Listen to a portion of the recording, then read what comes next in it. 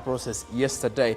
However, due to some key challenges here and there, the Uganda Bureau of Statistics further pushed it away. But besides that, like I did mention, we do have a new Inspector General of Police because President Museveni appointed Assistant Inspector General of Police, retired Abbas Byakagaba, as the Inspector General of Police, replacing Martins Okoth.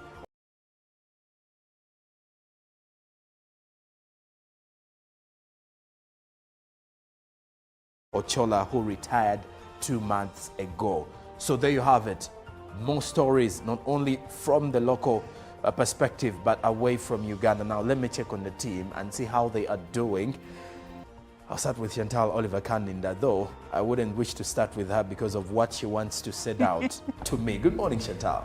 Good morning, Sonko. How are you feeling? I'm really concerned. I'm feeling okay. Are you well? I am well. Slept well? Welcome to the week. We start again. It's a beautiful week, yeah? Yeah, and it is. It's going to be. Well, good morning, our dearest viewer. Thank you for watching UBC Television and thank you for joining us. My name is Chantal Olive Akaninda, ready for the new week. Yesterday, there was a very hard knock on my door and only to check, and it was the enumerators. Finally. I was very intrigued by some of the questions asked. The lady asked me, do you hear voices sometimes? And I was like, wait, what? Mental health. Yes, she's like, now we are getting into the mental health aspect. And the question that came to my mind was, if any individual has mental health challenges, if they're fortunate enough to recognize that they have them, if they can't go seek help, do you think they're going to tell you they hear voices? Do you think they're going to be truthful? That's the thing that came to my mind, because if you're collecting data like that, you're most likely not going to get accurate information. You're asking me, do you get anxious sometimes? My friend, everyone gets anxious. The landlord might call and you get anxious. But anyway, yes, yesterday I was counted, though the process was a bit flawless. I tried to have an interaction with her to ask her how it has been and some of the challenges they have faced. And it is indeed true that there was a bit of malfunction, a bit of glitches, the delays here and there, the payments for some. They were promised refunds of the 20,000 transport after that 9 days of training. They did not get that kind of that money. They got 10,000 Uganda shillings. She also mentioned that the gadgets they're using were supposed to come in during the training or even before, but they came on the last day of the training. They didn't get well acquainted. Signing in was hard. So I got first-hand information on how challenging this process has been, and also the good side of it being that they're now able to get some of this work done. She also mentioned they did not get to every single place, and just like Uber said, we have a few more days. So how do you do this? Go to your local council chairperson, over to you, Sonko, to your local council chairperson, and make sure that they know that you are not counted, and schedule for them to come and actually take your information. There was a neighborhood yesterday I visited in Ndeje where the chairperson was passing through the area, reminding all of the Ugandans not to leave because the enumerators were in place and he didn't want anyone uncounted. So I think it's high time I also went to the LC1 chairperson to see when the enumerators will be coming our way, so that I can prepare. Great. Haven't you heard of the parish development model, PDM? Yes, I did, but I thought it was just a talk. No, Sebatia. It is real. I and a few friends together formed a circle, accessed money from the PDM, invested in a portrait project, and now things are moving. Joko, I thought I was one of your friends. You are. But you left me behind. I didn't leave you in poverty. What you do, just visit your LC2 chairperson and your parish chief. And start the process of economic transformation. Just like that. The parish development model is an initiative from the government of Uganda through the Ministry of Local Government, designed to transform all lives of Ugandans for the better. PDM, my parish, my development, my life. Nyati Motion Pictures brings you Tuko Pamoja, a documentary film about our unity as Ugandans and Africans. Bunyoro would have simply created an East African community that we are looking for today. The rulers of Bunyoro are actually Luos. We people who live across the Nile, we are so related from our myth or from just the Nile. We are the same people, and genetically we are even the same people. We are similar people. We are one. Pamoja, we are one. Use that word, pamoja. Premiering every week from 3rd February to June 2024 at the National Theatre and Indere Center. Daily screenings are from 4th February to June 2024 at Ham Cinemax and the National Theatre. To get a ticket, call 0778 787 660. Tuko pamoja? Live from UPC Studios in Kampala, this is Good Morning Uganda.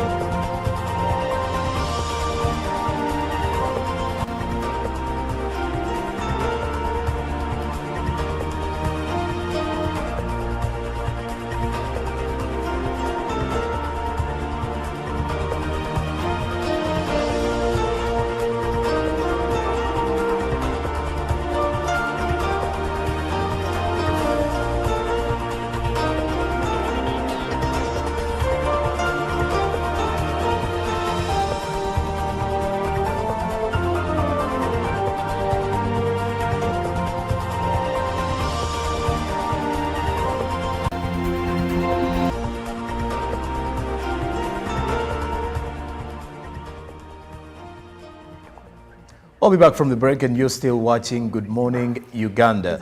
And we're now off for our news roll this morning as our focus is going to be turned onto the World Culture Day 2024 celebrations. Now, this World Culture Day 2024 celebrations are planned to be celebrated on the 21st of May 2024 in Kampala, which will be a national event. And of course, there will as well be other celebrations that will be ongoing within the entire country. Now, as we speak of that, this concept of the World Culture Day 2024 is to look at, celebrate many of the cultures.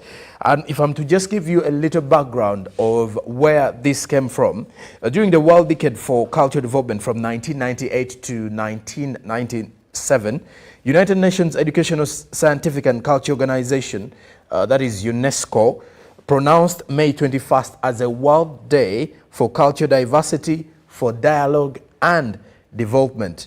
And of course, they termed it as World Culture Day. Now, in November 2001, that is, throwing it back from 1988 to 1997, that full decade. Now, fast forward to November 2001, there was an adoption of UNESCO's Universal Declaration on Cultural Diversity. The General Assembly of the United Nations proclaimed 21st May to be celebrated annually as World Day for Cultural Diversity, for Dialogue and Development. Now, the World Culture Day provides an opportunity that is there to open and deepen the understanding of cultural diversity, and of course celebrating various cultures, not only in Uganda, which has quite a number of cultures, but when you also look at the world over with different ethnicities internationally, all of these also come together to celebrate World Cultural Day or World Culture Day in a way of celebrating and deepening the various cultures, and of course celebrating the diversity within the various cultures. Now, also when you look at it from the Ugandan perspective, we are going to be joined by Andrew Sebagala, who is a production officer at the UNCC, as we get to understand how the entire day will be celebrated in Uganda. And of course, we want to also understand how you, a viewer, can be part of the day celebrating culture, or a day where the entire world will celebrate culture on the 21st of May 2024. 2024. Now, also besides that, you also look at that, and the 21st May I'm talking about will actually be tomorrow. But of course, we are looking at the national event that will be commemorated in Kampala. Of course, other celebrations will be ongoing. Now, still looking back at the background of the entire day, you get to look at why this day was actually designated for Culture Day. It is to support sustainable systems of governance for culture. These are some of the key highlights behind the designation of this day. Then also achieving a balanced flow of cultural goods and services and increase the mobility of artists and culture professionals world over. Then integrated culture in sustainable development as a way to push for cultural growth within the entire world framework. And then also promoting human rights and fundamental freedoms, still basing on driving this entire conversation on various cultures. Now, when you also look at some of the objectives behind celebrating Culture Day, a day where many cultures and of course the world comes together to celebrate the diversity within different cultures, because you get to realize that, for example, what the culture of the Baganda, what the activities that they do or that are attached to their cultures may be different from that in Ankole or from Toro or from the various tribes within Western Uganda. When you also look at the tribes within Northern Uganda, then you look at the tribes in Eastern Uganda, quite a huge bunch of cultures and of course a huge sort of diversity, if I'm to put it in that way. Now, when you look at the general objective of this entire day of the World Culture Day, you do realize that there are specific objectives of the Culture Day, and some of these are providing a platform for cultural stakeholders and policymakers to appreciate and celebrate the Ugandan rich and diverse cultural heritage. Now, like I've been mentioning, when we talk about the rich culture and of course the unique cultural heritage in Uganda, various regions within the country have various cultures. And of course, many of them subscribe to different cultural beliefs in one way or the other. And this is the reason as to why on such a day, many of those celebrating come together to share their various cultures and of course to also, portray the uniqueness behind their cultures in one way or the other. Now, there's also other specific objectives still behind the Culture Day. The other is rally and orient the public and policymakers to embrace art and culture as a tool for community mobilization. Then there is also an element of providing a platform to showcase art and culture, which is seen as the prime avenue for employment, national unity and sustainable development. And speaking of national unity, you get to see that in a country like ours, by the way, where we have various cultures, we have to appreciate the fact that these cultures also have the element of uniting many Ugandans and also giving room to sustainable development. Then there is also another objective, which is looking at providing space for artistic rights and intellectual dialogue among the stakeholders of culture within the country. And now also looking deeper into it is trying to understand 2024, how unique will it be? And of course, to you as a Ugandan, if you will be part of this entire celebration, as the main celebrations will be happening in Uganda, rather in Kampala, but well, you can also be part of these celebrations within the country. And of course, looking at celebrating Culture Day, it goes back to one, appreciating the diversity of our cultural differences. But then not only that, then also trying to use our cultures, our unique cultures within the country, or our unique cultural heritage to foster social development, sustainable growth as a country, and also lead to various opportunities of growth, unity, and then also bringing each other together. Now, this one is actually projected to attract over 1,000 participants from different categories of cultural stakeholders, including ministries, departments, and agencies. within the country. Now, like I did mention, we shall be joined by a guest this morning to understand more about Uganda's side of the preparations for World Culture Day 2024. And my guest this morning is Mr. Andrew Sebagala, who is a production officer at UNCC. A very good morning, sir, and thank you for joining us today. Thank you very much, our host, and all the UBC viewers for welcoming us here as we celebrate who we are, and that is our culture. Well, yes. And I've just been giving the viewer just a little background of the day and where it started from and why we are having it. But if we had to take a look at this year's preparations, I want to look at the theme, and then also from your general understanding of the cultures and celebrating Culture Day, why do we celebrate such an important day? Okay. Thank you very much. Uganda is gifted, as we say, by nature, but also we are gifted by our cultural diversity. And as such, we are signatory to a number of protocols which have to do with culture and especially with the UNESCO. So as you've given the background already that this day, which falls on the 21st of May every year, we join the rest of the world to celebrate this day that observes the cultural diversity, which is best known as the World Culture Day. So the day is happening tomorrow. Today it is what we call the Kaski, the Kaski of the day. So we are already in the mood. As you can see, my dress code, it's a Monday. Probably I would be putting on a tie. Probably I would be putting on office attire. But because we are celebrating who we are, we've started already celebrating. And so the day falls on tomorrow. And with our mother ministry, the Ministry of Gender, Labour and Social Development, together with us at the Uganda National Cultural Center and other partners, including the Cross Cultural Foundation of Uganda, Pearlwood, and the Connect for Culture Africa, and other stakeholders, we have decided to celebrate this day, which will be happening tomorrow at the Uganda National Cultural Center. The theme for this day is digital transformation of the cultural and creative industries, addressing art and culture as a national public good.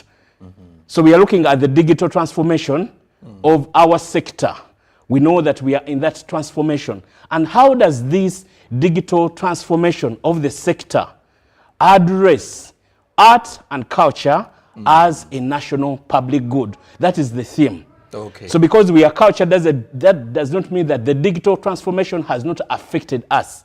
And as such, tomorrow we are going to explore, we are going to interrogate how this digital transformation has affected, has impacted, has promoted art and culture, or are we left behind? And to do that, we shall be having a symposium. And at this symposium, we shall be having a keynote speaker, which will be addressed, which shall be made by Professor Juma Waswa Balunywa. We know him as an academician, as a humanitarian, as a leader, business leader, but also we remember that he is a cultural being. He is a cultural advocate. He was once a Katukiro, whom we can call a prime minister of Busoga. Okay? And as such, tomorrow we shall be having him as our keynote speaker, and then we shall be having also two other panelists. A young gentleman who has done a lot of invention when it comes to digital and using digital as culture. Just a quick one. Yes. To your dear viewer, the Juma Waswa Balunywa in context is not the Balunywa that has been making rounds on social media for oh, yes. the MOOPS president. Rather, the father to the one who was making rounds on social media and former vice chancellor of Makerere University Business School. Please. Okay. that reminds me of our young generation, and we need to involve our young generation in this. And as such, yes, we shall be having the father known to the son who has been making a lot of, he has become a big brand also in his own right. Yes. And so we shall be having the father who happens to be a mentor to a number of you out there. Professor Waswa Juma Balunywa has mentored a number of us. His student, he's a professor of many. And as such, we thought it worthwhile that when we are talking about digital transformation and art and culture, we need to have someone who may address this at that level. And like I said, we shall also be having other panelists to include Roland. He's called Mr. Roland Biagaba, who has made a lot of inventions. Moada, that is a platform that he invented, which tells African stories when it comes to digital and culture. So we thought it worthwhile to bring a young gentleman who is into the ICT, but then also using ICT to use it or to create a platform in that regard. I shall be having Andrew Kagwa Maiga, who is an art journalist, to be the moderator of such a session. And then we shall be having Professor Elizabeth Chazike, who hails from Chambago University, to be also one of our panelists to deal with this theme that we are going to be exploring and learning from. And then finally, we shall be having Mr. Charles Batambuze, who will be making a presentation on the state of the culture and creative industries public funding. How much does government put into this sector? So that is something also we are going to grapple with or to deal with, so that we engage government at that level. So we have a symposium. We shall be having exhibitions which start tonight, exhibitions of our cultural artifacts, our attires, everything that we use in art and culture, so that people can appreciate where they come from, who they are, and where we are going from here. Because art and culture is dynamic, okay? So exhibitions are there, and therefore all stakeholders who have what to share with us tomorrow, you are called upon. And then even ourselves, on such a day, we are called upon to put on our cultural attires. If you're coming from Bunyoro, what is your cultural attire? Be proud of it. Feel proud. Tomorrow, on World Culture Day, put on that attire wherever you are. You don't have to be in Kampala, because Culture Day gets you wherever you are. If you are coming from the northern part of Uganda, you are naturally, put on your cultural outfit, okay? Listen to your cultural music. Eat cultural food tomorrow for once.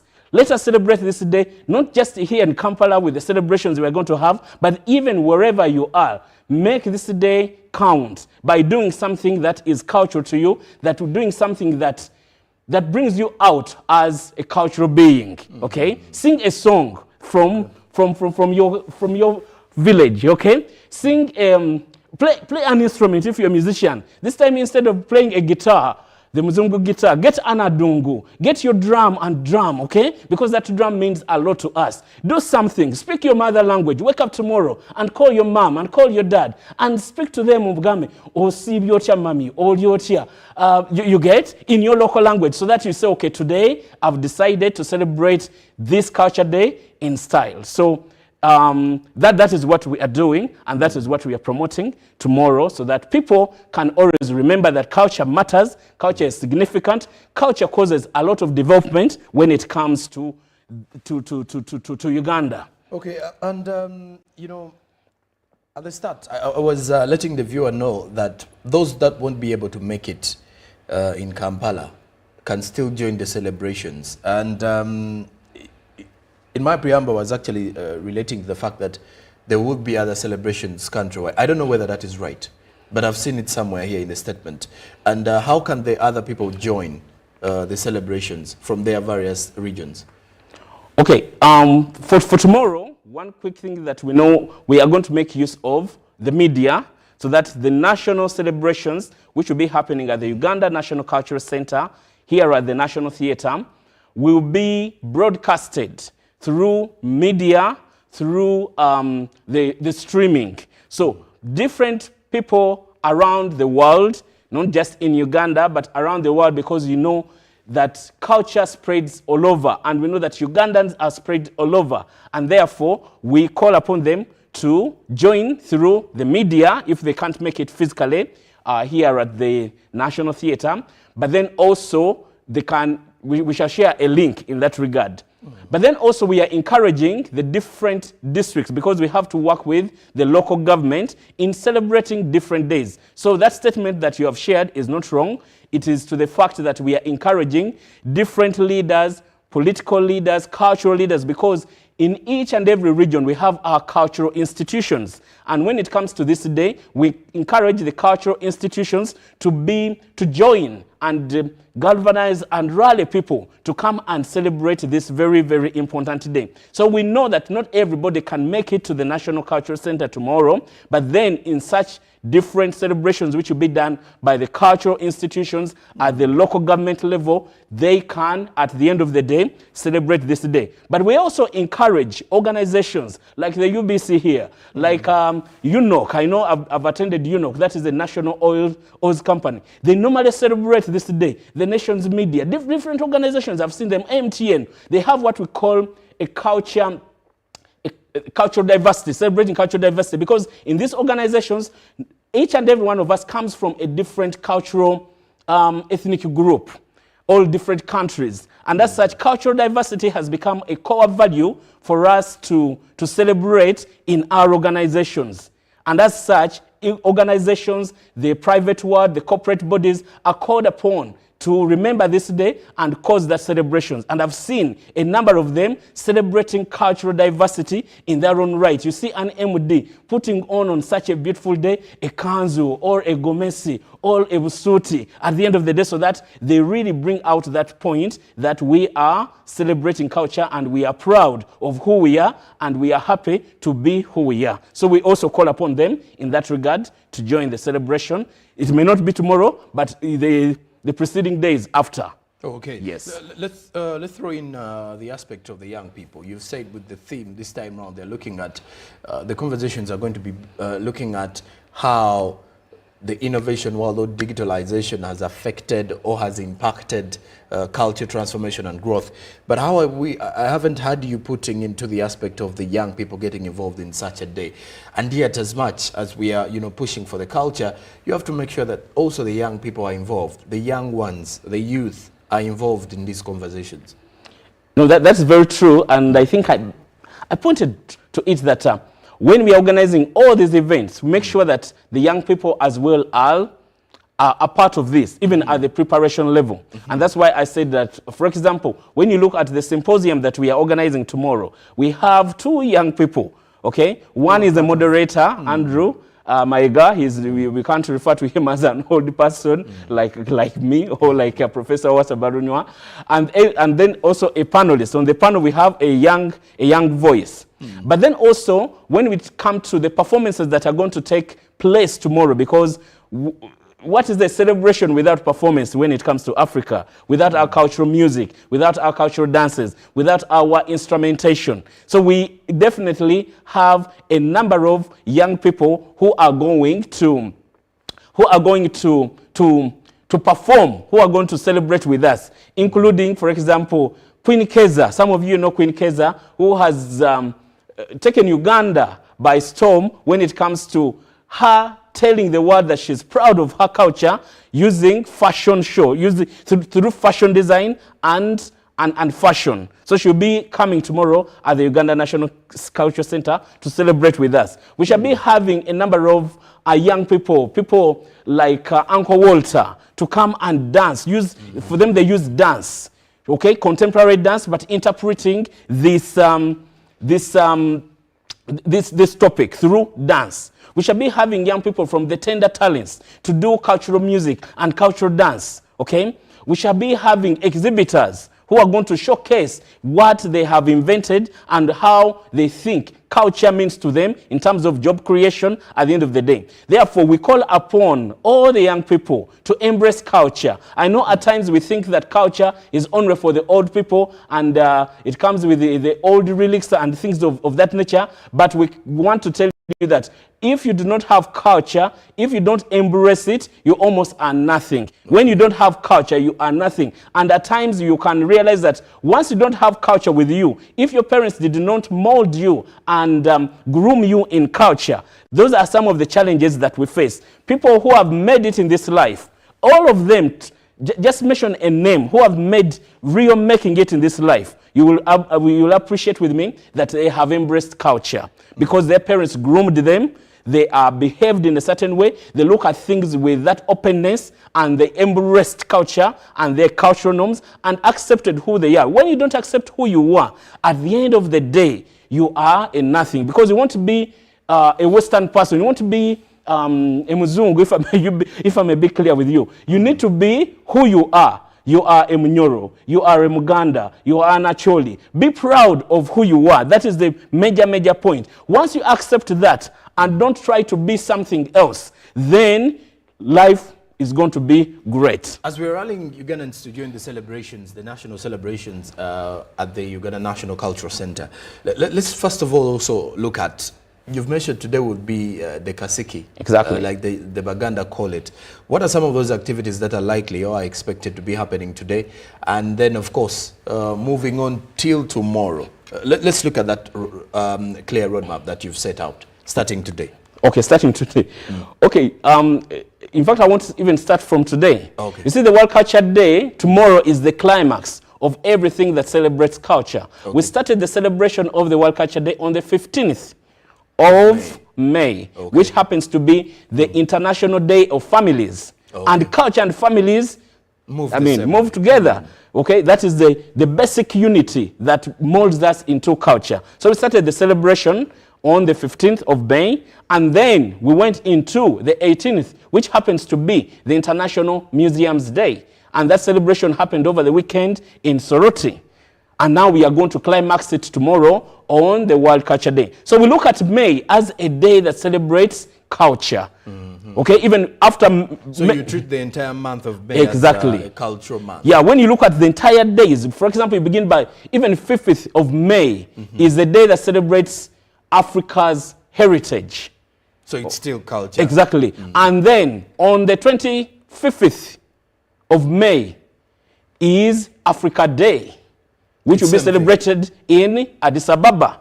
So when you look at the entire month of May, we are celebrating who we are. We are celebrating culture. So we have already done the International Family Day. We went into the International Museums Day. And now we are celebrating World Culture Day. Today at the National Cultural Center, we have what we call the jam session. And therefore, the Kasiki is beginning today with the jam session, where this time round we are featuring, or we are using the jam session, or celebrating it through culture today. Unlike the normal jam sessions, today we are telling people, come, let us play our music. The Kadongo Kamu, the cultural instrumentation is going to happen, so that today, during the jam session, which happens from 7 o'clock through midnight, we shall be focusing on our cultural music, dance, and everything that gets into that realm. So we call upon you to join us tonight at the National Cultural Center to start the Kasiki in that regard. And then tomorrow we have the national celebrations in that regard as well. Okay. And indeed, if you want to be part of the celebrations tomorrow, will be it. Is there ticket prices for those who will be getting to the UNCC tomorrow? Wow.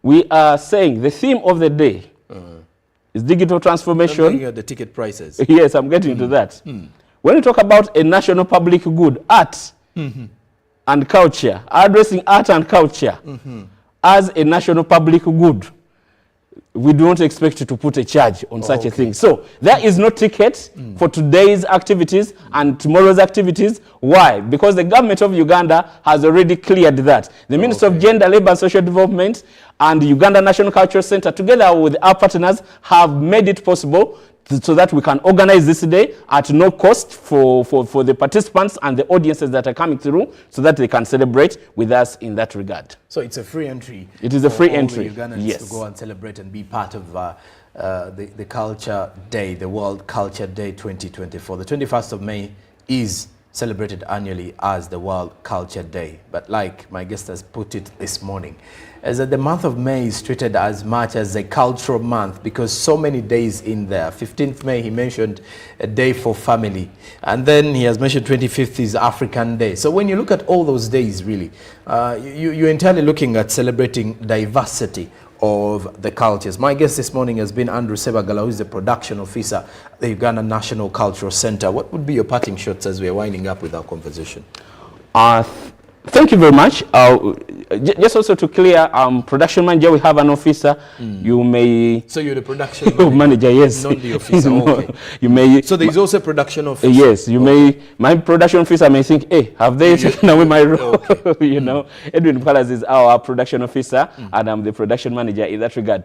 My parting words would be that Ugandans, let us celebrate, let us embrace and be proud of who we are.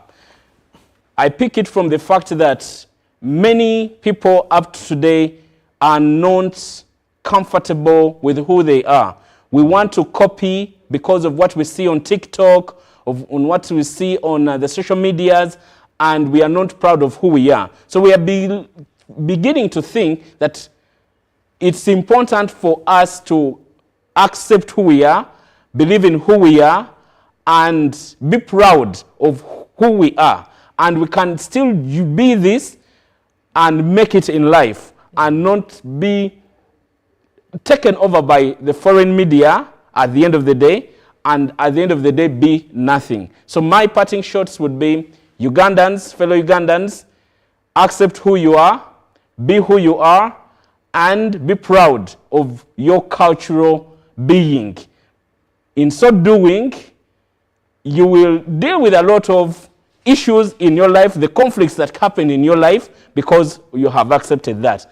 And in that, we call upon you, fellow Ugandans, to join us tomorrow at the Uganda National Cultural Center to celebrate our World Culture Day, where we shall be having a number of activities, as we have shared, from 8 o'clock through midnight.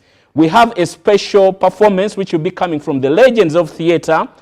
These include Christopher Muchibi, Chimba Musisi, Mama Nanduja, and a number of other theater legends whom we have not seen on stage for a long time. And we thought it worthwhile that when the national event is done, from 5 o'clock to around 10 o'clock, we shall be staging a theatrical production called Enkaga Nenkaga, which has a lot of messages. It featured in the 60s, and therefore when we are looking at celebrating culture, we thought of bringing back the custodians of our culture through those legends. So come through tomorrow, and we thank all our partners who have been with us and are still with us, particularly UBC. You are our neighbors, and you are always there with us. Come tomorrow, celebrate with us. Let us make this day count for God and my country. Thank you very much. This is Andrew Sebagala, who's the production manager at the Uganda National Cultural Center.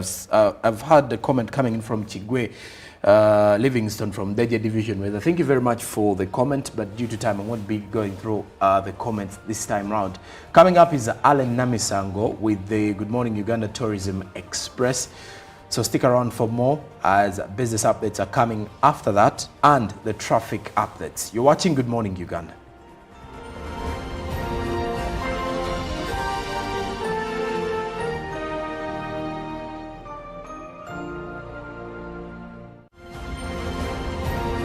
Live from UBC Studios in Kampala, this is Good Morning Uganda.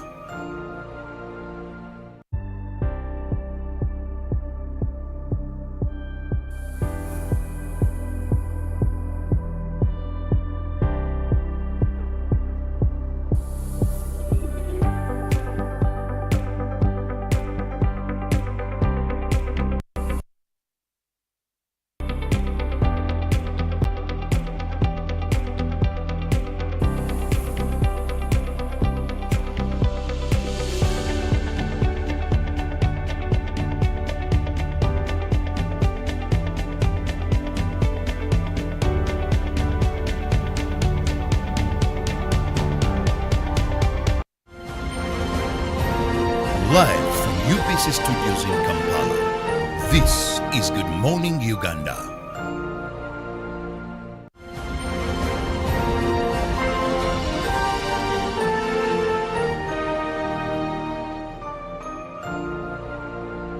Good morning, Uganda. Welcome to the GMU Tourism Express. This is the perfect time for you to always tune in and listen to what is happening in the world of travel in Uganda and East Africa at large. I'm with Dr. Gesa Simplicius from Uganda Tourism Board, the PRA, to talk to us about Powati.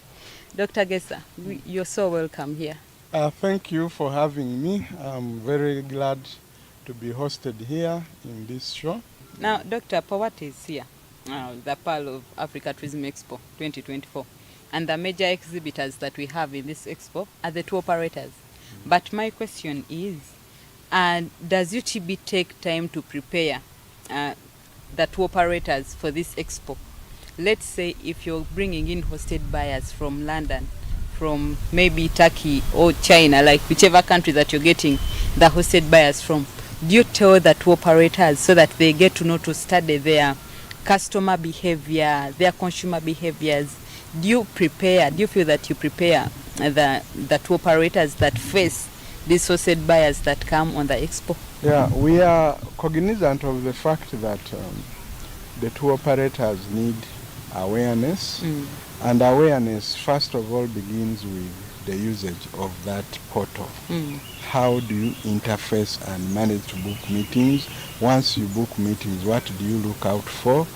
What are the elements you do to make sure that your meeting is successful? These meetings indeed are happening. UTB has arranged a multitude of them. They are going to happen until we are sure that most of the tour operators are on board. These are basically to give them the necessary skills to ensure that they do the right thing. So coming to your question, yes, we are doing this. It's an ongoing activity that will take us through towards the last days of Powate. Yeah, to enlighten them, to understand that, well, some of them are good business people, but they are not very good IT people. They may not have the necessary knowledge or suaveness to interface with the portal. But also, which elements do you look out for? Who are the profiles of these people coming? What are they good at? Yeah. How do you position yourself as a selling pointer? What are their interests? So we don't want to bring hosted buyers here because exhibitors are both within the country and outside. So we don't want to bring hosted buyers and businesses actually taken up by people who are not Ugandan. True. Yeah, so it is deliberate. We have thought about it, and indeed we are doing what it requires to ensure that these trainings are put forward. I saw some flyer that was calling for journalists in London to come for a trip in Uganda, and then I know some questions were coming up. As a tour operator who comes to sell my packages, are the journalists my target audience, or how is that? We have a planned group of 70 hosted buyers. Out of the 70, we have 60 specifically for tourism trade.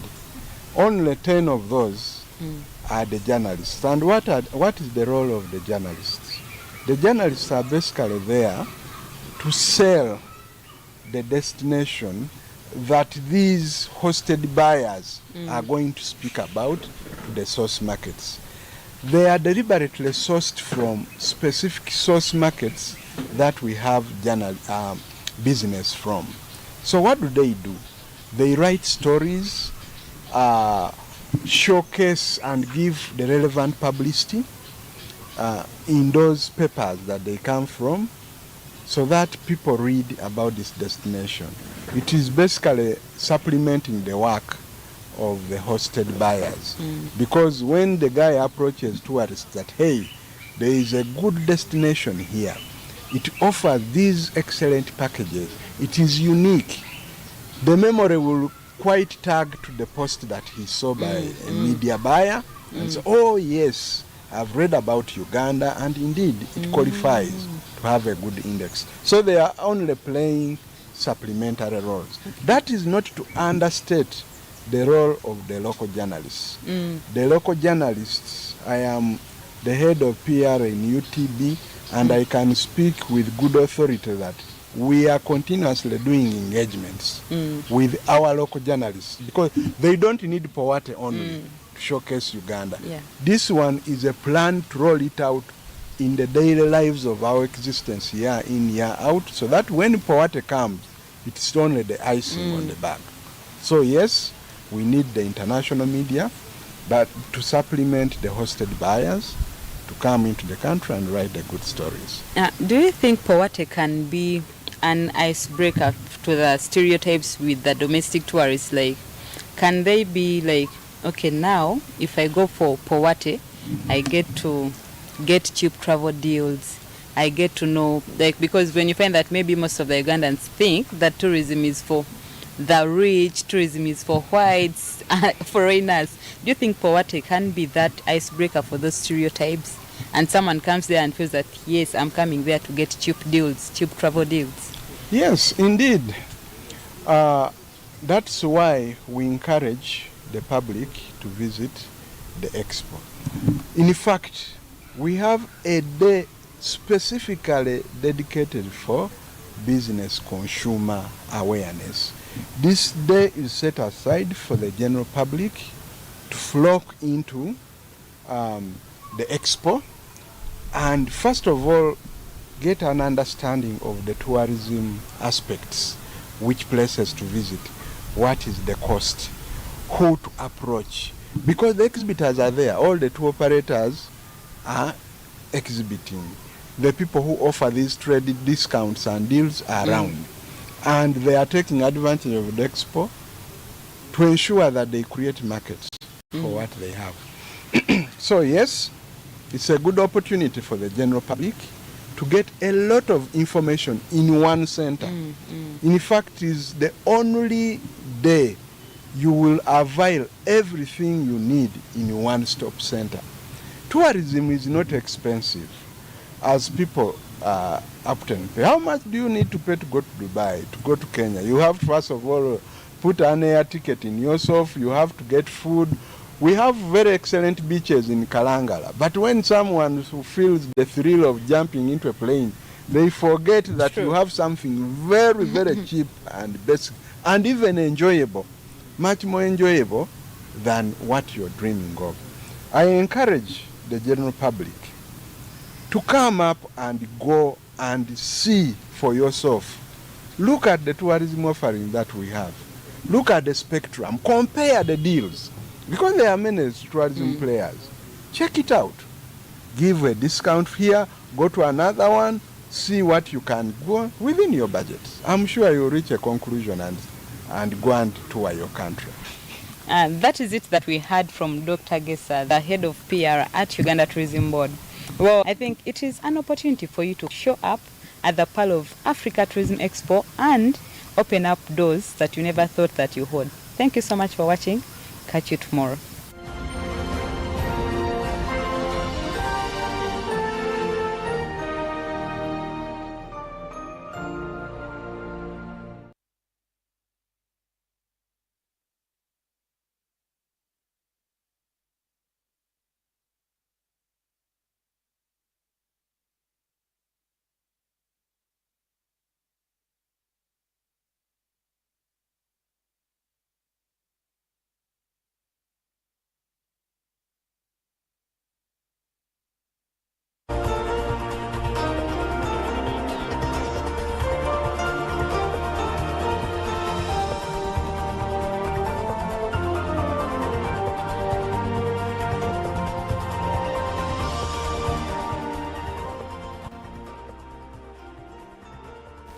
Good morning and thank you for staying with us. This is Good Morning Uganda, and it's time for us to take a look at what is happening in the business world. My name is Chantal, and to start off with digital currency, now PI Network community is appealing to the government to embrace digital currency, and this is in a bid to open new opportunities for economic growth and innovation in the country. Now, this was during an awareness campaign for members on digital currency in the capital.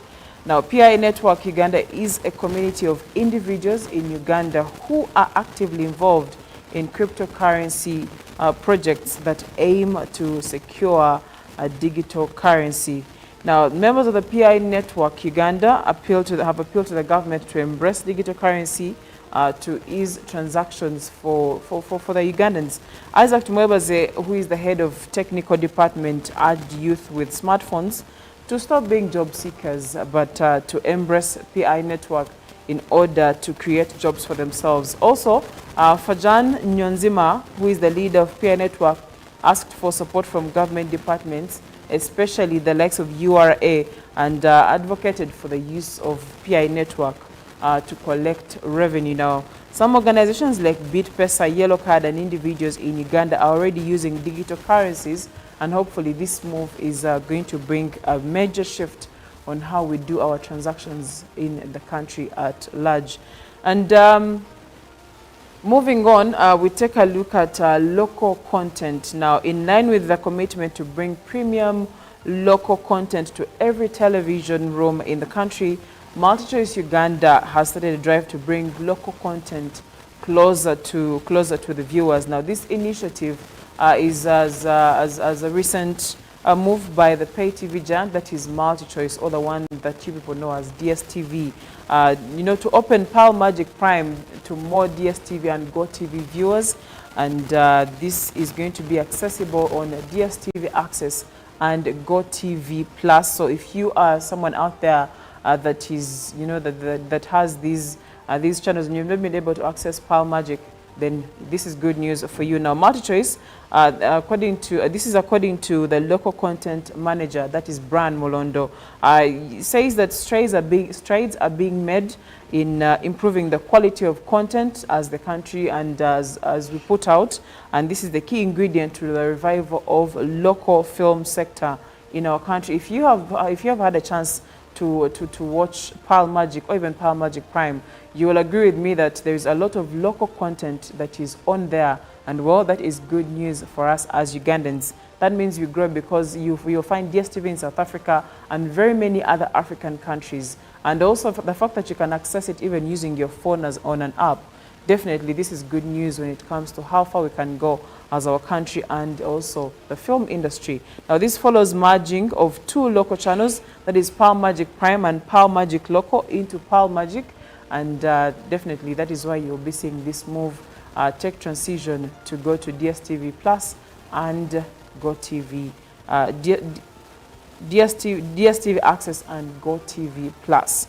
And then let's take a look at the business tech roundup now. Last week's Google I/O 2024 Developer Conference featured numerous update announcements, including the Gemini 1.5 Flash, which is optimized for chat applications, data extraction, and multi-modal reasoning, among very many other tasks that it can perform. Now, this Gemini 1.5 Pro also has received improvements with code generation, logical reasoning and planning, multi-turn conversation. Now, Project Astra, the development of universal and advanced AI agents, will assist with everyday tasks while being able to understand different and complex commands, is still in its early phase. Now, Google reported that they've been working to improve the models, how models perceive, reason, and converse. And this should be great news for you who is more interested in the tech industry or even in the digital industry. Now, Google is getting closer and closer to artificial general intelligence, or AGI.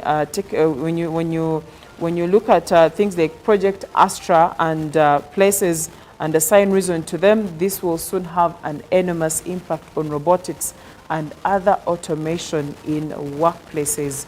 And now the question here would be, why do you need to, why is this information, or why is this important for your business? If you see certain movies, a movie like Her, that is with Scarlett Johansson, it reported that there are more than a few open AI developers and that are obsessed with it, and now we see results of their obsession. So if you are probably not going to see Scarlett around to converse with, but the latest iteration of ChatGPT is clearly where AI is headed, and human-like interactions with sentient robots human-like interactions with the sentient robots, and this helps with helps with people prepare with for their interviews and any other kind of research that you would be thinking about having if you are someone that is, very inclined to artificial intelligence. So this is why you might need artificial intelligence for your business. Now, crossing over to how we are or how we were trading by closure of business on Friday last week. Markets will be opening soon, but as of last week, as you can see, the US dollar closed at 3,773 for you who was buying, and it was selling at 3,783.96 cents, and the Great Britain pound was buying at 4,777 while selling at 4,790. The euro was buying at 4,098 while selling at 4,109. The Kenya shilling closed at 28.80 and was selling at 28.88. The Tanzanian shilling, while buying, closed at 1.44 and selling at 1.46. And the South African rand, while closing, we closed at 207.29 for you who was buying and selling at 207.84. And well, that's it for our business update this morning. Coming up is traffic updates in case you're trying to maneuver through town this morning. Stay with us.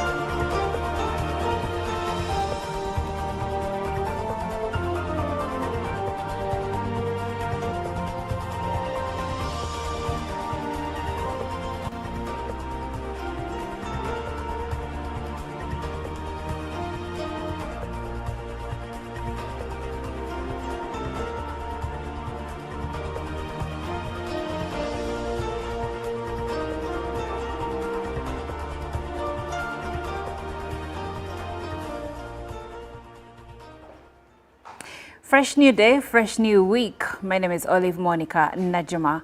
Let's have a look at today's traffic updates, especially if you're coming from the areas of Kawempe, traversing through our roads to get to the heart of town. Now, starting in Kawempe, also known as Bombo Road, just right outside the MTN Service Center in Kawempe, we see that we have a traffic jam that has built up in this area. And moving ahead still on the same road, we continue with the stretches of traffic jam. Now going ahead, we see that some sections there is a smooth flow of traffic, but in others there are some yellow zones indicative of the build-up that is starting in those areas for traffic jam. Now moving along, still on the same road, I see there is smooth flow of traffic still along the Kampala Masindi, also known as Bombo Road, and we are still in the areas of Kawempe, now approaching the areas of Bwaise. And the traffic situation is not bad at all. There is, for the most part, in most areas, smooth flow of traffic. Now continuing ahead with the same direction, and now we are in Bwaise, right at the section where you have Naweru Road crossing through into the Kampala-Gulu Highway. Here there is a traffic jam that is coming through from the side of Naweru approaching the bypass. What you see is the Kampala, the bypass where roads like Bombo Road and others intersect. Now what I see here is that for those coming in from the side of Nasana approaching the roundabout, there is a bit of in this area, and for those that are continuing with Bombo Road, there is smooth flow of traffic, but those going the side of Sir Apollo Kagwa Road, I see a few yellow zones here and there but for the most part, I see that there is a smooth flow of traffic in this. So depending on the route that you're trying to use, you should be able to move without so much of encumbrances. This week, many children are going back to school, so we may not have the same experience sometime next week or end of this week, because children going back to school also spells traffic jam on some of our roads. But for the most part this morning, Sir Apollo Kagwa has a smooth flow of traffic.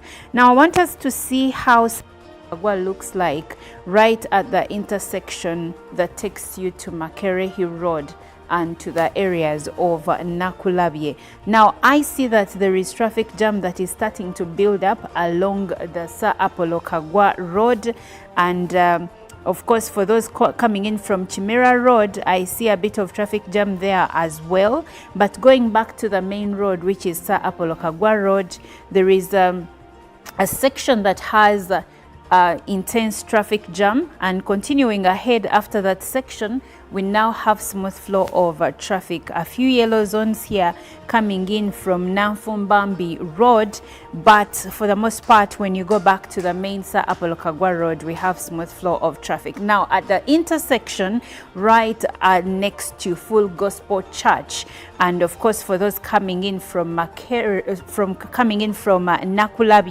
and also heading towards Makerere Road past the university, right at this intersection, I see traffic jam that is coming in, intense traffic jam coming through from the sides of Nakulabye. Now, changing direction to look at Makerere Road and how it transitions into Wandegea from the intersection at the traffic lights here at Sir Apollo Kagwa Road, following Makerere Road. All I see is intense traffic jam in this area.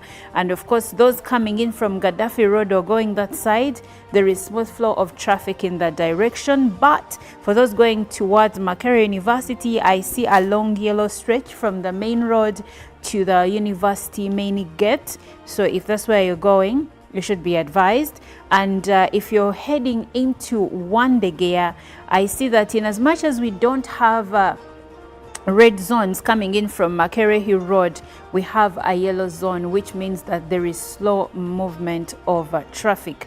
Now in the middle of Wandegea, that's where you're gonna encounter some bit of traffic jam. And of course, if you're following Bombo Road into town, the good news is that after the intersection in Wandegea, there is a smooth flow of traffic along Bombo Road heading into town. I see that William Street is green as well. So there you have it. Smooth flow of traffic, at least on Bombo Road, once you leave the intersection in Wandegea. Now it's a fresh new week, and of course we are expecting amazing things this week. Now as you traverse our roads, try not to drink and drive, and also take care of yourself, your car, and also consider the wellness of other road users. My name is Olive, and Good Morning Uganda continues.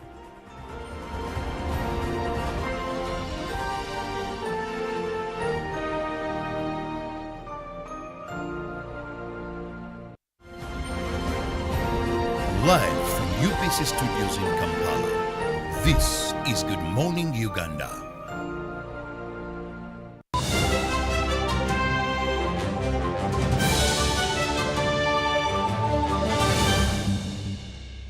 Was brought to you by Just take a polite loan of 200k to stock on my shop. The signs and symptoms of success. The bank commander, not the bank teller. Why hassle for a loan when you've got MTN Momo? We're sorting it. Use the Momo app or dial *165*5# for all quick loans. Choose from the different loan options from our partners and get one that works for you. Together, we're unstoppable. Juko. Yo. Check the shopping, man. What's your secret? Haven't you heard of the parish development model, PDM? Yes, I did, but I thought it was just a talk. No, Sebatia. It is real. I and a few friends together formed a circle, accessed money from the PDM, invested in a portrait project, and now things are moving. Juko. I thought I was one of your friends. You are. But you left me behind. I didn't leave you in poverty. What you do, just visit your LC2 chairperson and your parish chief and start the process of economic transformation. Just like that. The parish development model is an initiative from the government of Uganda through the Ministry of Local Government designed to transform all lives of Ugandans for the better. PDM, my parish, my development, my life. Nyati Motion Pictures brings you Tuko Pamoja, a documentary film about our unity as Ugandans and Africans. Bunyoro would have simply created an East African community that we are looking for today. The rulers of Bunyoro are actually Luos. We people who live across the Nile, we are so related from our myth or from just the Nile. We are the same people, and genetically we are even the same people. We are similar people. We are one. Pamoja, we are one. Use that word, pamoja. Premiering every week from 3rd February to June 2024 at the National Theatre and Indere Center. Daily screenings are from 4th February to June 2024 at Ham Cinemax and the National Theatre. To get a ticket, call 0778 787 660. Tuko Pamoja? The cardinal role of a government is maintaining law and order, safeguarding citizens' rights and providing essential public goods and services. Throughout its tenure, the government has consistently upheld these principles. This foundation creates an environment conducive to delivering crucial social services to citizens through diverse approaches such as taxation, strategic budgeting, and effective policy implementation. A transformative education system, advancing healthcare provisions, enhancing social welfare, and propelling infrastructure growth, all of which continue to evolve daily to cater to the population's expectations. Supported by a meticulously organized network of ministries, government remains committed to serving its citizens.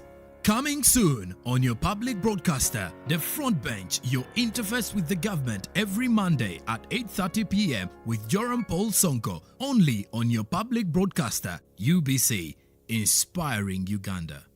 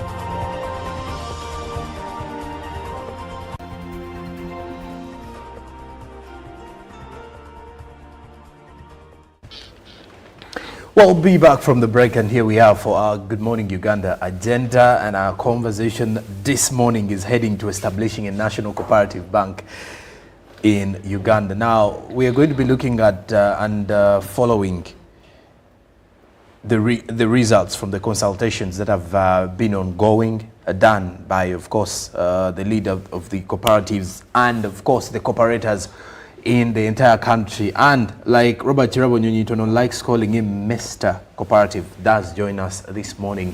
Mr. Ivan Asimwe is with us this particular morning, the General Secretary of the Cooperatives Alliance. And I want to believe that he's in high spirits to get us into context with what was decided by everyone who took charge of the consultation. So he does join us from the Uganda Cooperative Alliance this morning to understand fully what were the results from the consultations as the cooperators in Uganda continue to rally and seek for a national cooperative bank. A very good morning, sir, and thank you for joining us. Thank you so much, moderator, and good morning, our viewers. Okay. I'm very happy to be here to share with Ugandans the results of the consultations. Oh, Thank right. you. And we are so glad that you've joined us this morning to discuss more about the issues of the cooperatives in the country. Looking into the consultations that were made, I would want us to understand how many places have you been to in regards to these consultations?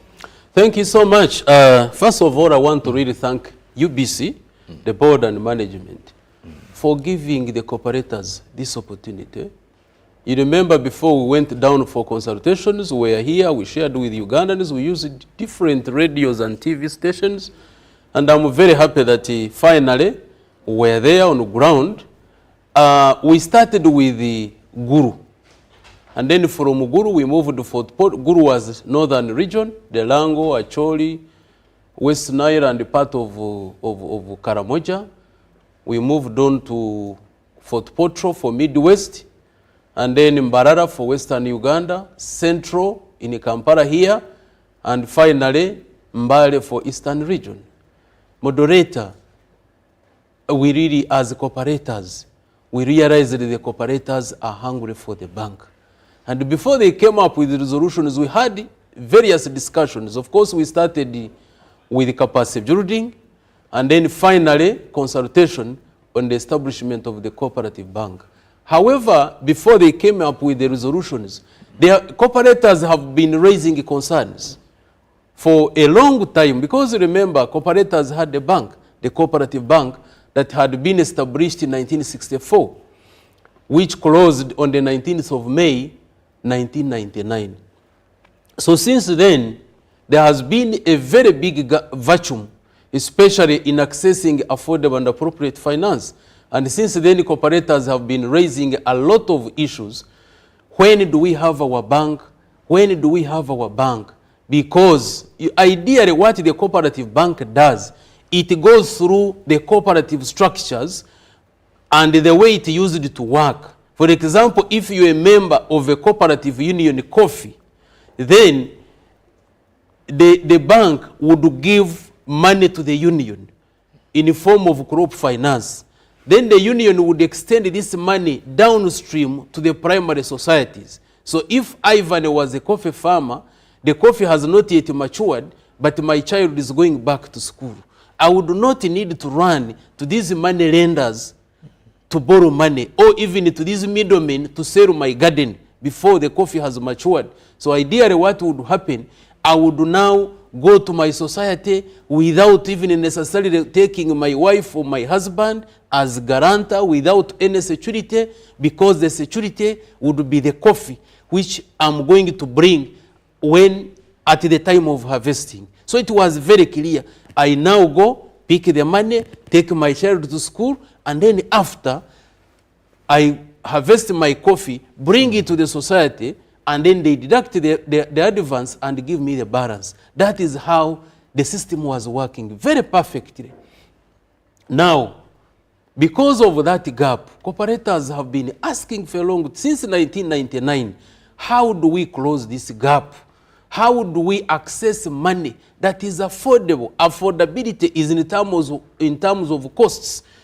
How much is the cost of the loan?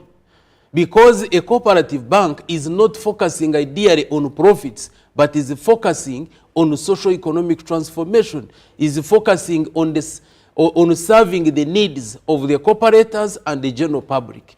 So, number two, they are asking about accessing a loan that is appropriate. Appropriateness in terms of, if I, let's say, grow cotton, cotton matures, let's say, in 4 months. Now, if I went to a commercial bank today and got money for cotton growing, next month in June, I'm expected to start paying. However, remember, as a cotton farmer, I have not even finished clearing the ground. but you want me to pay back. Now the question would be, where do you expect me to get the money to pay back? So is this an agricultural loan? So the cooperators, based on what used to be there, because now ideally the cotton farmers would get the money, crop finance. They grow and grow their cotton, they grow, after aggregate it, and then it goes through the lint marketing board, they get their money, deduct their advance, and pay them the balance, which was very okay. So that is appropriateness. So cooperators have been raising the same. The third issue they have been raising is that the government, our good government, thank you so much for creating all these finances for us to be able to move forward. You have created the agricultural credit facility. You have created the youth livelihood fund. You have created the women entrepreneurship fund and other funds. However, we are not accessing this money. This money is lying in commercial banks. The smallholder farmers, me, Ivan, you, whoever, Joram, you are not getting this money. Where is this money? So, they are now saying, the cooperators, can this money be available to us? Can it go through our own bank? And then lastly, what they have been asking is that, yes, we have accounts in these commercial banks, but we have never been invited to attend their annual general meetings. We are not shareholders of these banks. So at the end of the day, all the money that they deduct from us, where does it go? Do we have a stake in these commercial banks? So finally, they now say it is high time, given the strength that cooperators have now. You know, we have very big cooperatives, the unions, the circles that have the capacity to establish a bank. So eventually they say, no, we need to have our bank. I want really to inform all Ugandans that the nationwide consultations have moved on very, very, very, very well. I want to thank the government, first of all, for creating an enabling environment for us to move out and consult the cooperators. Number two, I want to thank the RCCs in all these cities that provided enough security. We were very okay, and everywhere we went, a resident city commissioner would be there. They would attend, and they are very positive. You know, Ugandans, I want to tell you, moderator, Ugandans want their bank. Whether it is the politicians, whether it is the cooperators, Ugandans have their own, want their bank based on the issues that I've just raised. So just take an example. We went to Guru first time. So before we could even start talking, when we were just starting, on the expectation is 95% are when is our bank starting, without even telling them. So whenever you meet cooperators who are beyond 2, the question they ask you, when are we having our bank? That is the question. Then you ask them, but why do you want a bank? They say, you man, for you are in Kampala, you don't know what is happening on the ground. I have just sold my coffee garden. Not coffee, I want Ugandans to listen to this. I have just sold my coffee garden. Why? My son was admitted somewhere, but I don't have money. The coffee has not yet matured. I need money. I cannot sell land. I would rather sell my coffee. Then interestingly, you ask them, so how did you value your garden? Not even the coffee. He says, you know what? I sit with the middleman. We estimate how much I'm expected to, the expected output, and then that is it. And then he deducts certain percentages. Now you find that the coffee, which is worth 1 million, you are surrendering it at 500,000. So in other words, you are enriching the middleman, for you are continuing to lose out. So based on that, cooperators' expectations were so high they want a bank. So eventually, just in Guru alone, they came up with resolutions. Number one, we want our bank. And it's not only Guru, this is now across the country. We want our bank. Now question number two, yes, you want your bank. Fine, but starting a bank is not like starting a restaurant. A bank is huge. Do you have the money? What are you saying, General Secretary? We have the money. Can you imagine? These are circles telling me and the unions. We have the money. Don't talk about the money. We have the money. Okay. A circle like Wazalendo has now hit $1 trillion. You know, Mr. Ivan Asimwe, on that note, let me first cut you short. When they're saying they have the money, did they also share why they no longer feel interested in banking with the commercial banks? Yes, like I mentioned. You see, why they are not, they are asking, you see, the more you get educated, the more you get to understand. I want to ask you, moderator, you have an account in the bank. Two of them. Two of them. Number one, are you a shareholder? No, I'm not. Number two, have you ever gotten a dividend from that bank? No. Number three, have you ever been invited to attend an AGM of these banks? No. So ideally, it's not your bank. Someone, that is the word poor. You are passing on opportunities to someone. Someone is making money for you and not making money. So ideally, what we should be focusing on, and that is the beauty with the cooperatives. The beauty is that you consolidate your wealth. Because why did we go to school, Ugandans? Did we go to school to speak English? We went to school to think, to understand the level of exploitation so that we can use our knowledge and skills to build ourselves and build this economy, Uganda. So ideally, that is the issue they are saying. Yes, we have accounts there, but we do not own them. We don't have a stake there. The dividends, we don't get them. And even the services, these ones are focusing on profits. But for us, we are farmers. We are not focusing on profits.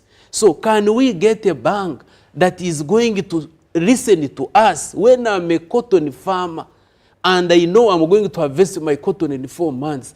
Can you, for example, give me a loan for 4 months? After you have harvested, kindly the bank, I pay you. But the banks are not listening. The banks are focusing on take the money today, May, June, you start paying back. Can I, for example, go to a bank and they don't request me for a title? No, the banks want security. But for a cooperative bank, ideally, it goes through the cooperative structures, meaning that, Joram, if you're a member of a primary society, which is a member of, let's say, Bugis Cooperative Union, which is in Kofi, then maybe you are in Bududa, then the banker will give the money to the union, and the union will directly put this money in the primary society in Bududa. So that instead of getting transport to go to Mbale town, to go and borrow from a commercial bank, then you just go to your society at Bududa playground, you sign for your money at the primary society. The contract is we are giving you 1 million on a condition that when the coffee has been harvested, it will come to the store. They deduct the advance and they give you bank the balance. That is very fantastic. And this is how it is working in the developed world. You go to Netherlands, you go to Korea, you go to Brazil. Farmers have access to money because they have the produce to deliver to their societies. So that is how it works. Then resolution number 2, moderator. The cooperators are saying, we are ready and willing to capitalize the bank. Can you imagine? You see, when you are seated in Kampala here, you remember before we went, that was the question. Are the cooperators willing? I said, I don't know. Let us go there and see. Are the cooperators willing to put in money? I said, no. You remember you asked me, I said, no. I don't know, because I cannot speak for 18 million people. But when we went on the ground, the situation is different. These people want their bank, they are ready to capitalize it, and then thirdly, the same people in all regions, they are telling government, yes, we had our bank, it collapsed in 1999, fine, we are not going into those, we are not going into history to start engaging government, what happened. No, our government, we don't have a problem. But as a government, can you provide us with the seed capital? Because, yes, the bank died. We don't want to go into the nitty-gritties of engaging you, this one. For us, we believe history is history. We don't want to go back into that issue. But as a government, our good government, can you give us seed capital? Because, yes, we don't know how much money we want. starting a bank. Yes, we know the minimum capital requirement is 150 billion, but that is not all. We need money for infrastructure. We need money for human resource. So it is a lot, but all of that one will be informed through a comprehensive study. However, assuming we need, let's say, 1 trillion, and the cooperators can raise like 400 or 500 billion, now the financing gap, they are requesting government, that our good government kindly support us with the seed capital. Now, the seed capital can either be treated as equity, it can be debt, or both. As we're talking about government, do we have, during these consultations, have we seen any of, government leaders, say, members of parliament, and of course other ministers, part of these consultations? Oh, very fantastic. Very fantastic. Along the way, and in all the regions, Uganda's parliament is with us. We had members of parliament in all the regions. Mbale, for example, we had over 7 members of parliament sitting on different committees: committee on trade, committee on budget, committee on environment, committee on local government. They were there, and they have, the voice is the same in all the regions. Parliament is very positive. Parliament is very supportive. They really want the bank as early as yesterday, and they are ready to do anything to make sure that Ugandans own a cooperative bank. Because you see, moderator, members of parliament are representing the same people who are having the same views. So whenever you are a leader and your subordinates are crying, you cannot sleep. It's like having children at home, but the children don't have food and they are hungry. Even your father or mother, you can never sleep. So the leaders are not sleeping because the constituents are really struggling on how to move forward, especially having access to affordable and appropriate finance. So based on that, the members of parliament are very positive, and I want to thank them. I really want to thank Parliament of Uganda for their support to Ugandans to have their own bank. I want to thank our minister, the Minister of State for Cooperatives, Honorable Gume Frederick. He was with us in all the regions. You can imagine a minister moving to every region. We are in Guru, we are in Fort Potro, we are in Mbarara, we are in Kampala, in Mbale. All regions were together. The passion and love he has for cooperatives. So I want to thank him, and he's very supportive.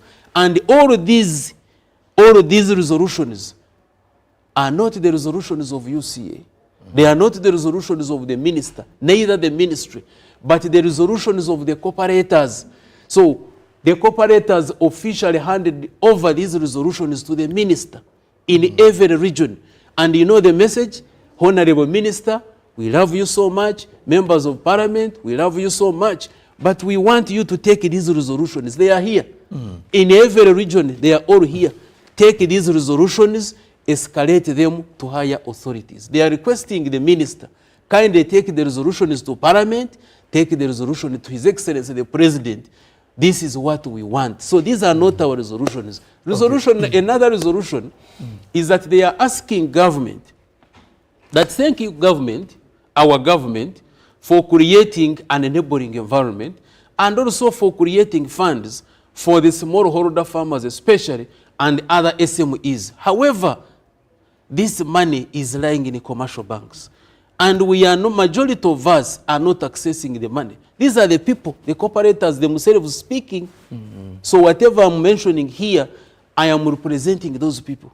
So now, what we want as government, you bring this agricultural credit facility, the Youth Livelihood Fund, the PDM, the Myoga, the Women Entrepreneurship Fund, instead of scattering it in the different banks, consolidate it in the cooperative bank. It is the cooperative bank that will understand what we want, and then we are able to access it. Because I want to tell you, moderator, government has done a lot in creating this fund. However, the question is, are these people, the smallholders, are they accessing the money? And according to them, because I remember even the minister posed the question, that how many of you have accessed this money, especially the agricultural credit facility? You can imagine in all the regions, no cooperator has received this money. Now the question is, who has received this money? So if you want this money to be accessed by Ugandans, pass it through the cooperative bank. Another thing, another resolution is that the cooperators are requesting government to create an enabling environment for the functionality of this cooperative bank. Because the cooperative bank ideally does not operate like a commercial bank. Like what I've explained, it works through the cooperative structures. If you are, let's say, someone in Kabongo, a member of the SACCO will get this money from the cooperative bank and is able to on-lend it to the farmers or whichever in Kabongo. And then even the SACCO will be able to save directly with the cooperative bank. So that modality is not really, we need to have an enabling environment that will allow the bank work directly with these farmers. You know, Bank of Uganda, or the central bank, has got its own requirements, especially repayment rates, the risks associated, such things. However, now this is a bank which is unique, that is dealing majorly with the farmers. So the farmers' businesses are different from businesses in Ichikubo. In Ichikubo, you open a shop, within 2 hours, you get clients coming in to buy your goods. But if I'm a farmer, let's say I grow cocoa in Ubundibujo, I need like 3 years for me to start harvesting and making money.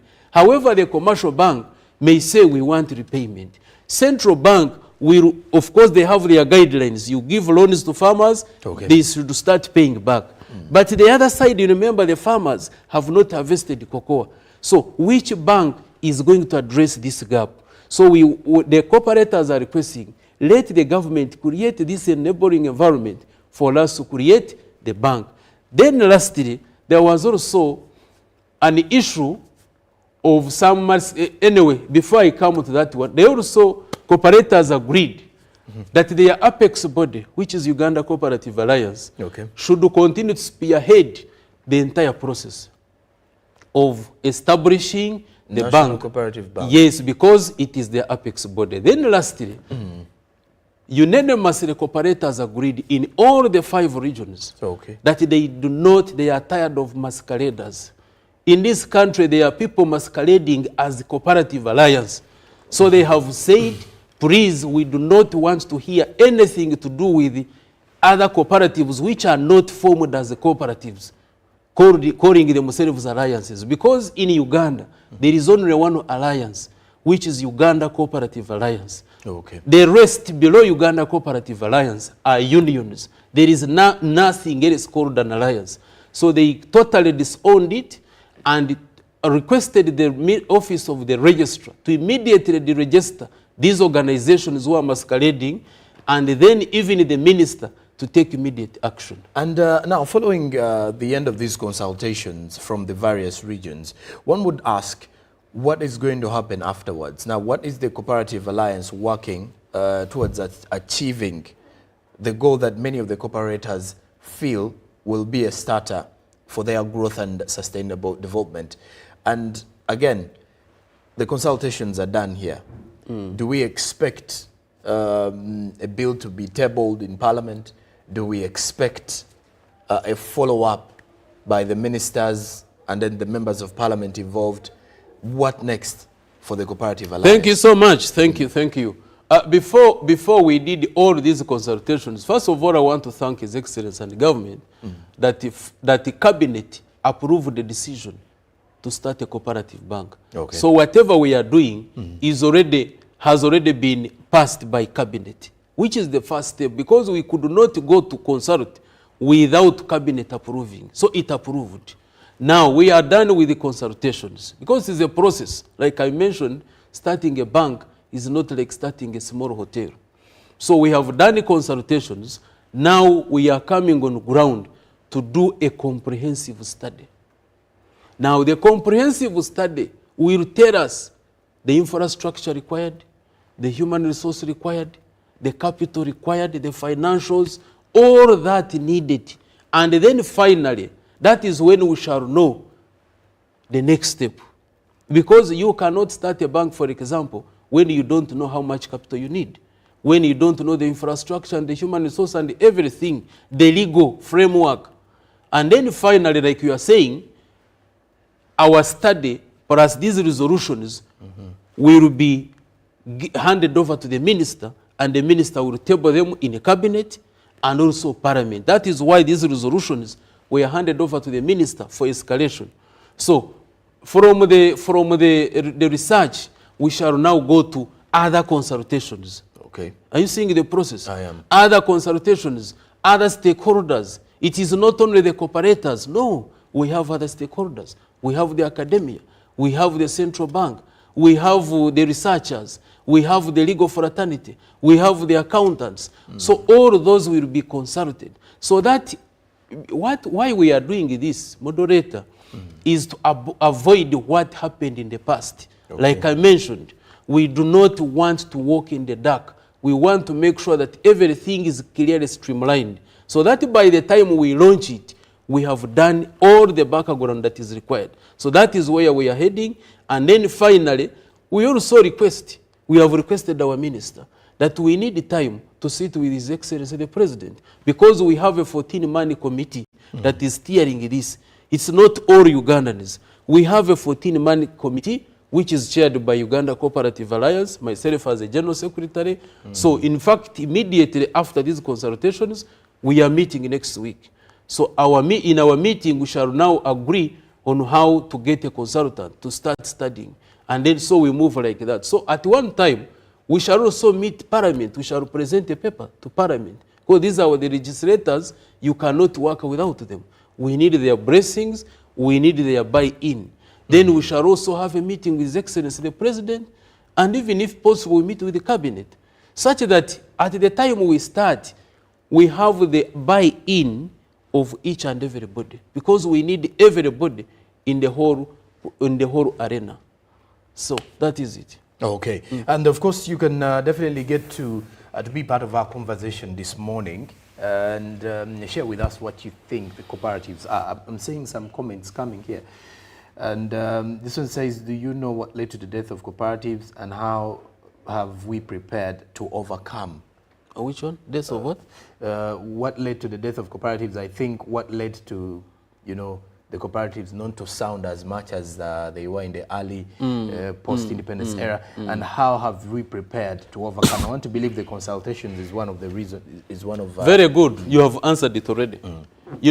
Based on the history, that's why we have done the consultations. We don't want to make a mistake. Okay. But I want Ugandans to hear this, that we had very strong cooperatives, 1960s and early 70s. 61 when they established UCA, 64 when they established the bank, 63 when the government established the cooperative college at Bukarasa, when they had the gineries, the coffee churning works, all that. But of course, whoever has been in this country knows what we have gone through, especially the political turmoil, where we are into these civil wars. And of course, the cooperatives were targeted, especially unions. They were targeted because they had trucks, they had factories, they had stock, they had all of that. So, and during war does not select. So, during that time, cooperatives lost a lot of assets, and that is why government has been trying to compensate them. Now, where are we now? Government having created an enabling environment, cooperatives have come back. That's why I was here and I said cooperatives don't die. Cooperatives just go into sleep. So when the war affected them, also the economic restructuring, they went to sleep. But I'm happy they have been awakened, and now we have very strong unions that are exporting coffee, cocoa, cotton, all that, then circles and others. So where we are now, we have roots. Some people have been asking me, what exactly killed the bank? When the central bank was closing the cooperative bank, the reason is that the bank was undercapitalized. And yes, I say it is true. Why? Because the cooperatives then were very weak in the early 90s after going through the wars and the others. So they were very weak. And you see, once you have weak roots, you don't expect a strong tree. So once the roots, which were these cooperatives, the cooperatives were the roots of the cooperative bank. So the moment they became weak, automatically it weakened the bank. But where we are now, because cooperatives are very strong, then we expect to have a very strong bank in as long as you handle the process properly. And that is why we are going through consultations. Second level is participatory research, and then from participatory research, go back to consultations, and then finally, once you are ready to move, we want to start, by the way, we want to start picking the money, collecting the money. We want from the various cooperatives. Yes, we want to sit with the Bank of Uganda and see whether it is possible for us to have a separate account so that we can start picking the money, but restricting, we cannot withdraw anything. That money strictly will be for cooperators. Are you aware that even during these consultations, people are asking how much do we need to pay? We had like 10 people who came with the money. They came with the money and they were willing to put in the money, but we said, first wait, let's first create an account. Let us first agree on the per value. For them, they are saying, no, you are delaying us. Even if the per value is not yet established, for us we are ready. So we are going to central bank very fast to see how possible it is to create that special account, and then the cooperators start collecting their money, so that by the time we come to start, already money is there. Well, lastly, I wanted you to comment on something that you've told me earlier before we went on air in regards to the growth of the cooperative bank in Kenya and how it is, how it is making more and helping the people of Kenya, especially the cooperators, and of how much importance it has had on the development and growth of the Kenyan farmer. Thank you so much, moderator. You know, there is a saying in my language that a child who doesn't visit the neighbors always thinks that the mother is the best cook. Very true. But now when you leave this country and move out and see what is happening, for example, go to Netherlands, Rabobank, which is a cooperative. Its net worth last year, 2023, December, was 614 billion euros, total assets. 614 billion euros. You have your calculator, can it, you try and see. 614 billion euros is an equivalent of 2,500 trillion Ugandan shillings. That is the net worth of Rabobank. Serving the farmers, the dairy farmers through Friesland Campina. And you know how it works? Like with the Friesland Campina. Friesland Campina is a dairy cooperative in the Netherlands. So the farmers who are members of the primary societies of Friesland Campina, they get their money through the cooperative structure. Okay. Friesland gets money from Rabobank, distributes it to the farmers, and it guarantees the farmers because they are bringing the milk. You don't need a guarantor, you don't need security. And then eventually, they bring in the milk. At the end of the month, when they are paying you, deduct the advance and give you the balance. Very fantastic model. You come to our neighbors here in Kenya. The Cooperative Bank of Kenya is the largest cooperative bank in Africa. And its net worth by last year, December, was 607 billion Kenyan shillings, an equivalent of 17.6 trillion Ugandan shillings. Can you imagine? And yet, our national budget now, I have seen for this year, for 2024-25, will be 72 trillion. So this one here, Kenya, just the bank, is 17.6 trillion. What does it show to Ugandans? It shows that the Kenyans have understood the role of cooperatives, and the cooperative model in Kenya is doing very well. Who are our neighbors here? So we can buy a leaf. We don't need to go to Europe even. Let's just go to Kenya and see what is happening. So exactly what the Kenyans have done, we want to make it a replica in this country here. And yes, it is possible. Okay. And of course, you get to realize that the goal is to ensure that the farmer or the cooperators that are quite many and the different circles can definitely benefit from the same. And the moderator, what I want to add on, you know, in this country, it's good you have reminded me. In this country, when you talk about cooperatives, people very fast think of farmers only. Okay. Cooperatives serve all categories of people. They serve the engineers, the doctors, the lawyers, the teachers, the soldiers, police, prisoners, all Ugandans. Now, I have been asking myself a question. Why do Ugandans go to look for investors out of this country? What is the problem? Is it that Ugandans didn't study economics or finance? What is the problem? I have not done a thorough research. But simple mathematics or simple theory shows me that Ugandans lack patient capital. Okay. Because you see, moderator, today, if you wanted to start a factory at Namave, you need money. Yes. But you need patient capital. Because you cannot now run to a commercial bank and give me 1 billion before you start even transferring the land. They want the first installment. It is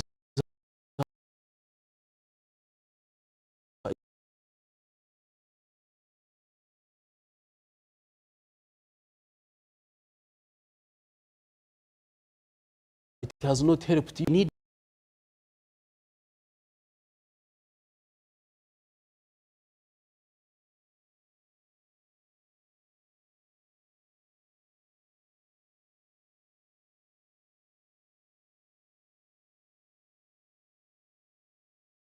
you start constructing roads, bridges, and dams.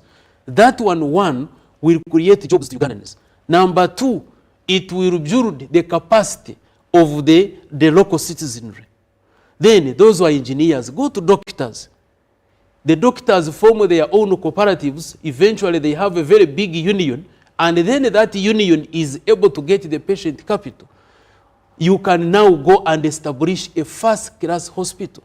So that instead of our people being flown to America, to Europe, to Asia for medical care, the same people can be treated in this country. 1, you have saved the money, and the money has remained in the country. Number 2, you have created employment. So we are crying of employment, but we are not creating avenues for employment. And for you to create avenues for employment, you need to create funds or the patient capital for people to be able to invest. Most of the investors who come, they get patient capital back home. Okay. Yeah, so this is what we can. So cooperators or Ugandans, when we talk about cooperatives, don't feel offended that since for me I'm not a farmer, can I be a member of a cooperative? No, all categories of people. Well, and indeed, this is a conversation that is continuing until the end of this year, not only this year, by the way, until the Ugandans get the idea of the cooperatives. My guest this morning has been Ivan Nasim, who is the General Secretary of the Uganda Cooperative Alliance.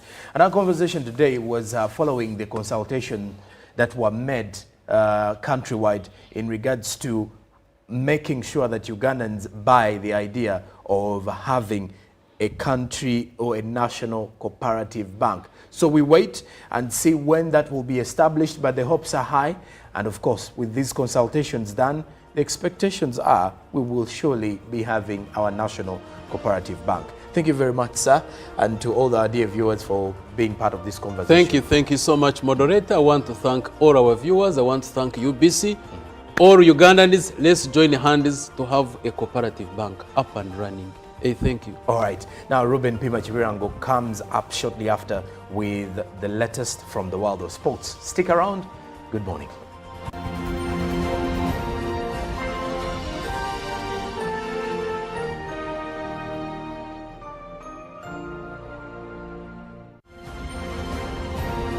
Live from UBC Studios in Kampala, this is Good Morning Uganda.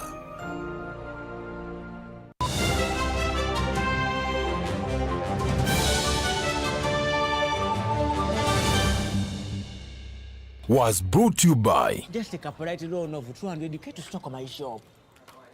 The signs and symptoms of success. The bank commander, not the bank teller. Why hassle for a loan when you've got MTN Momo? We're sorting it. Use the Momo app or dial *165*5# for all quick loans. Choose from the different loan options from our partners and get one that works for you. Together, we're unstoppable.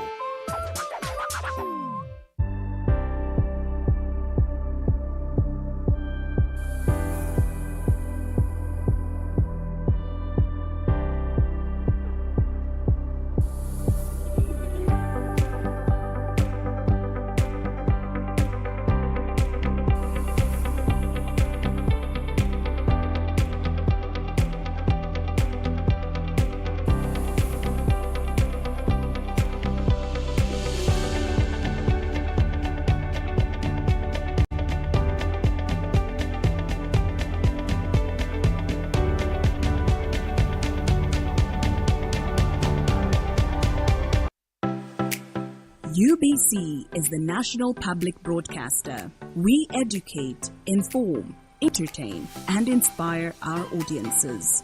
You can watch us on free-to-air channel 001, DSTV channel 282, GoTV channel 371, Star Times channel 201, Zuku TV channel 20, and Azam TV channel 350. Even when your subscription expires, you can still watch UBC for free on your pay TV platforms.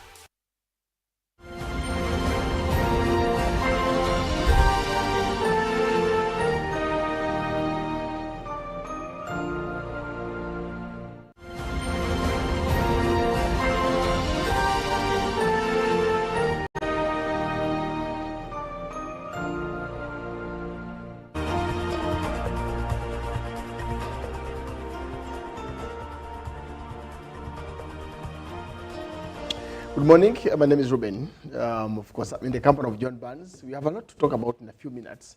And the league just ended a couple of days ago, the Uganda Premier League. Then, of course, away from Uganda, we also had other leagues ending. The famous team did not win anything this season. So all that will be coming up. But of course, before I go any further, I'll go to John Barnes as we proceed. Barnes, good to see you. Glad to see you.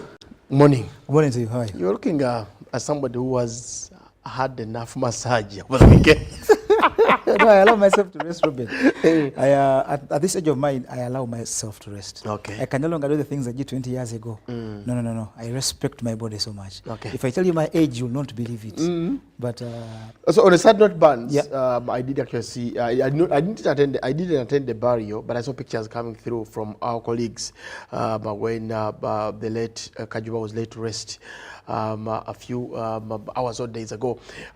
But the football fraternity, we lost a pillar, a coach, a father, and a mentor to some players. Yeah, he was laid to rest yesterday at Kiwau, a village called Busenya, and of course everyone was there. Almost everyone sport, especially football, was there, and the promises were many. But I think I've attended. I was in the Requiem Mass for the late Paul Asuli. Okay. So you can guess my age, now. Yeah, I was in the Requiem Mass for Paul Asuli at Namirembe Cathedral. So now you can guess my age. That's actually I rest enough now. I was in school. Okay. I was in school in Asuli. I was there, and there were many promises made there back then. But still, there were promises made. I pray and hope that they actually respected and met. Those are the pictures coming from the burial ground. Yeah. I like the fact that Sam Simbwa was actually the one leading those. And I saw so many ex-players being part of this. For me, I want to thank those who have been part of football for the last 20 or so years, that they all turned up in numbers to see off their friend, their teammate, their colleague.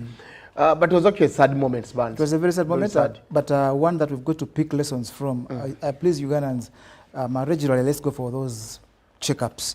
Let's not wait to fall sick to go for that checkup, because you never know what will be happening to your body. Our bodies are like computers. At times they can fault, and when they fault, there is no turning back for us. Okay. Rest in peace, Kajoba, laid to rest, and hopefully the keepers that he has groomed throughout the years can also step into this, come into his footsteps. Almost all of them were there.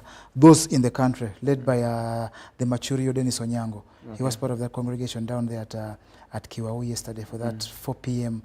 Burial of a legend of Ugandan football. 16 years he's been at the helm of the Uganda Cranes, coaching the goalkeepers, and you think he's been there and done enough. He's invested heavily. He was so much in love with Magogo. He named all his cars that he bought: Magogo 1, Magogo 2, Magogo 3, Magogo 4.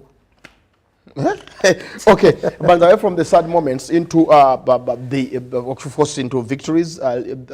SC Vida did actually win the trophy after 20 years of missing out, and many are saying that this might be the beginning of their dominance once again. Is that true? I think we can't discuss that now, because I know big clubs like Vipers. Vipers, I know, they must be having a meeting today. I think, I'm assuming, they must be having a meeting today and wondering what went wrong for them not to win this, because it was firmly in their favor till Vida came through. But they lost 4-1. Yeah, no, they won 4-1. They won 4-1. They won 4-1. They won 4-1. They beat Barra City on the final day 4-1. But they lost they lost that draw against NEC is the one actually compounded them into the ditch that they couldn't recover from. About Sports Club Villa, I do not know and can't tell now whether they're going to dominate Uganda once again. But it's my prayer and wish that one, Sports Club Villa gets a home of its own, Ruben. The years and the prestige that comes with the club, it's not good enough for us going around the streets of Kampala saying we are 17-time winners but have no home ground of our own. Villa plays at Wankuluku Stadium, but for this particular season, winning the league this season, it merited them. Ruben, these Villa lads lost the first game to Kitara and drew the second to Maroons. So the teams that they beat to the championship, Bull, Vipers and Kitara, won their first 2 games. So it's been really a roller coaster for them. They didn't expect to be where they actually did till the final round of football, and they were topping and they knew they had to win. Going into that game against NEC, NEC is a team that played so good football this season. No one doubts Hussein Balango's boys. And tell you what, by halftime, it was scoreless, and all other teams elsewhere in the country had scored that were competing with them. Kitara, Bull and Vipers were leading their games. So as it stood at halftime, Bull were taking the championship. At 68th minute, cometh the hour, cometh the man. Charles Ruanga steps up and scores that header. Talk about cometh. My mind goes to Rob Walker, the British commentator. When Joshua was winning that gold medal, I remember him shouting out to Joshua from the source of the Nile, cometh the hour, the Nile breweries and whatever. So when you say cometh, my mind goes to Rob Walker. But anyway, Barnes, away from the UPA rather, into the AFCON logo inauguration, you were part of this, that's so it happened. I don't know whether the logos are the ones which are supposed to use or it's actually timely. Yeah, well, there was the launch of the inauguration of the local organizing committee timely for us because we need to get Uganda up and running to be able to host these games. The good thing is this happens a day after Parliament had passed the inaugural supplementary of 152 billion Uganda shillings to see us start construction of Hoima City Stadium, because Hoima City is one of those that Uganda entered that will be part of AFCON 2027. We've got Nambole as one of it. We're supposed to have Nachivubo Stadium, which to me is not yet standards host the Africa Cup of Nations.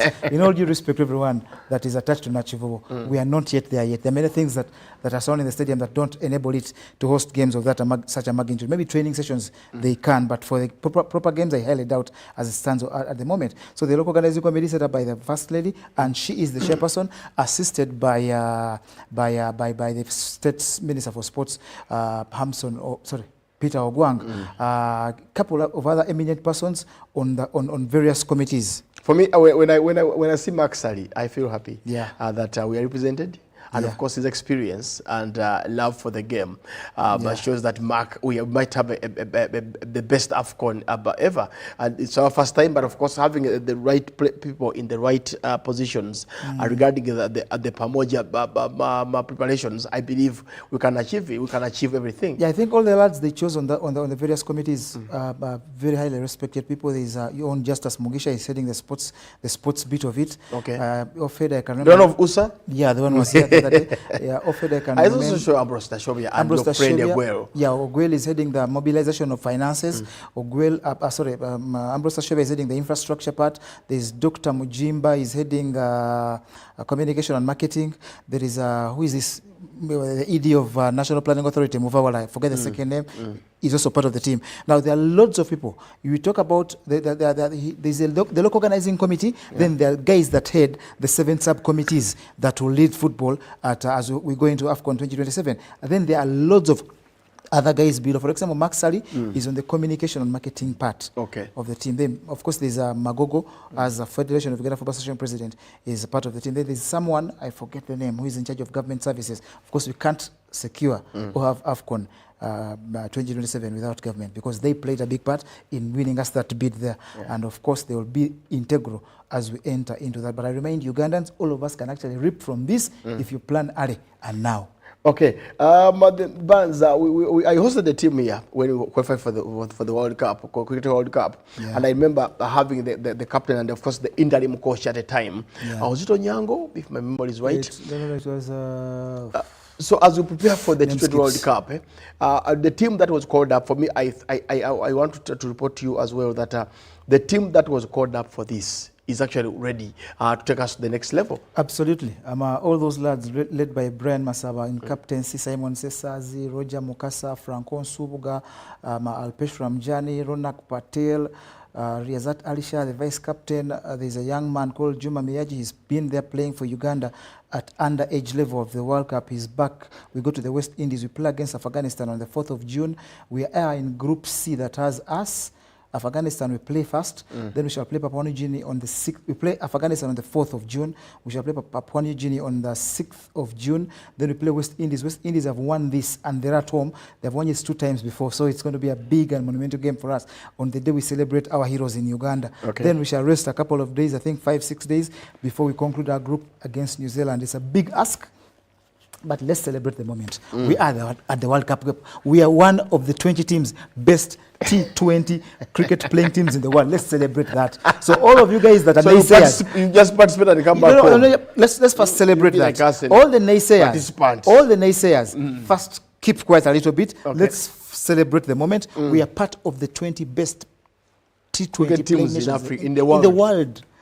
In the world, it's the 9th edition. We are part of the best 20 in the world. Let the boys go down there and enjoy. You won't come back with anything. We have more 5 days now, more 6 days to ensure that we are all counted. But I'm yet to see one enumerator close